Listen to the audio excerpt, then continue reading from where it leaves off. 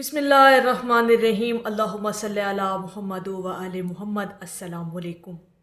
दरूद इब्राहीमी पढ़ने की आदत अगर आपको है और आप दरूद इब्राहीमी को अपनी ज़िंदगी का मुस्तकिल वजीफ़ा बना चुके हैं तो आज आपके साथ कायनात का सबसे बड़ा राज बयान करने जा रहे हैं। दरूद इब्राहीमी की हैरान कुन फजीलत आपके सामने रखेंगे। उन लोगों के लिए ख़ास है ये वीडियो जो लोग दरूद इब्राहीमी पढ़ते हैं, दरूद इब्राहीमी को मुस्तकिल मजाजी के साथ अपनी ज़िंदगी में शामिल किए हुए हैं।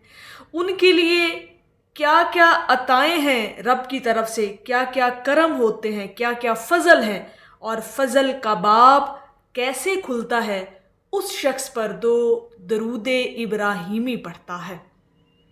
जिस शख्स ने दरूद इब्राहीमी को अपनी ज़िंदगी का विर्द बना लिया ना, आज उसकी फ़जीलत सुनकर आपका दिल खुश हो जाएगा। बल्कि दरूद इब्राहीमी की आज ये ख़ासुल ख़ास फ़जीलत दिल से समात फरमानी है आपने, सुनकर आपकी रूह खुश हो जाएगी, रूह सरशार हो जाएगी। यूँ लगेगा जैसे पूरे वजूद में किसी ने कोई एक पुरसकून लहर आपके अंदर दौड़ गई हो। दरूद इब्राहीमी पढ़ने वाले लोग जो हैं, सबसे पहले तो वो इंतहाई खुश नसीब और सादत मंदी है उन लोगों के लिए कि अल्लाह पाक ने उन्हें दरूद पाक की पहले तो तौफीक अता फरमाई, उन्हें मुंतखब किया अपने महबूब के ज़िक्र के लिए और फिर तौफीक अता फरमाई दरूद इब्राहीमी पढ़ने की। यकीन करें, जिसने भी दरूद इब्राहीमी पढ़ा अपनी ज़िंदगी के अंदर मुस्तकिल मजाजी के साथ, इस्तकामत के साथ और फिर चाहे 100 मरतबा रोज़ाना जिसने भी दरूद इब्राहीमी पढ़ने की आदत को बना लिया, यकीन करें अब अगला कायनात का सबसे बड़ा जो राज मैंने बोला वो ज़रा सुनिएगा। और इससे बड़ा राज कोई और हो सकता ही नहीं उस शख्स के लिए जो अल्लाह के हबीब का ज़िक्र करता हो और फिर पढ़ता हो दरूद इब्राहीमी। दरूद इब्राहीमी तमाम दरूद पाक का अफजल तरीन और सरदार दरूद पाक है। अब कायनात का राज ज़रा सुनिएगा उस शख्स के लिए जो दरूद इब्राहीमी पढ़ता है। आप ख्वाहिश तवज्जो में लाते हैं, यानी आप जो चाहते हैं ना, आप उसे जस्ट सोचते हैं तो अल्लाह रब्बुल इज़्ज़त अपने उस बंदे पर, वो बंदा जो उसके हबीब पर दरूद इब्राहीमी पढ़ता है, उस बंदे के लिए वो चीज़ जो उसने ख्वाहिश की और ख्वाहिश में उसने तवज्जो की अपनी उस हाजत को पूरा करने के लिए, तो वो चीज़ अल्लाह पाक अपने करम और फजल से आपके इर्द गिर्द घुमाना शुरू कर देता है। सुबहान अल्लाह। और ज़माना तवाफ़ करता है आपके इर्द गिर्द जब आप दरूद इब्राहीमी पढ़ते हैं।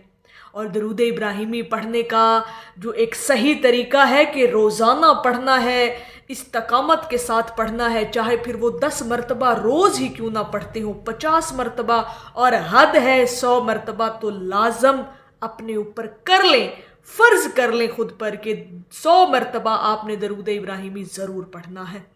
अगर चाहते हैं कि ज़माना आपके इर्द गिर्द तवाफ़ करे, आप ख्वाहिश अपनी तवज्जो में लाएं और अल्लाह पाक वो चीज़ आपके इर्द गिर्द घुमाना शुरू कर दे, तो फिर दरूद इब्राहीमी पढ़ना आपका काम है। और आपकी ख्वाहिशात जो आप सोचते हैं वो पूरी होना शुरू हो जाती हैं। अभी सिर्फ सोचते हैं, उसके लिए मेहनत या कोशिश नहीं करते, कोई एफर्ट नहीं लगाते, आप जस्ट सोच रहे होते हैं। आपने ख्वाहिश की और अल्लाह पाक तो फिर दिलों के भेद से भी वाकिफ़ है ना। आप जब सोचते हैं, ये सहूलियात, ये करम, ये अताएँ उस बंदे के लिए हैं जो दरूद इब्राहीमी पढ़ता है। तो फिर जब आप सोचते हैं, कोई भी आपकी ख्वाहिश होती है तो वो पूरी होना शुरू हो जाती है, बल्कि पूरी हो जाती है। और दरूद इब्राहीमी पढ़ना तो फिर ऐसा अमल है, ऐसी इबादत है कि यकीन करें कि अल्लाह पाक की रहमतें उस शख्स पर ऐसे बारिश की तरह बरसती हैं। इसलिए दरूद इब्राहीमी पढ़ने की आदत को अपनाएं।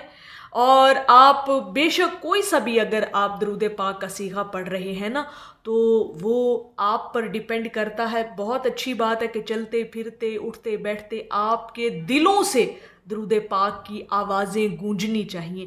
لیکن جہاں آپ کوئی بھی درود پاک پڑھ رہے ہیں، ساتھ درود ابراہیمی پڑھنا بہت ضروری ہے. میں ہمیشہ آپ لوگوں کے ساتھ خصوصی درود ابراہیمی کی ویڈیو بنا کر اس کی فضیلت آپ کے سامنے رکھتے ہیں کہ بے شک آپ درود پاک پڑھ رہے ہیں، کوئی بھی درود شریف پڑھ رہے ہیں، لیکن ساتھ درود ابراہیمی کو ہر حال میں آپ کو لازمی شامل کرنا ہے. 100 مرتبہ کی تسبیح تو اپنے اوپر لازم کر لیں.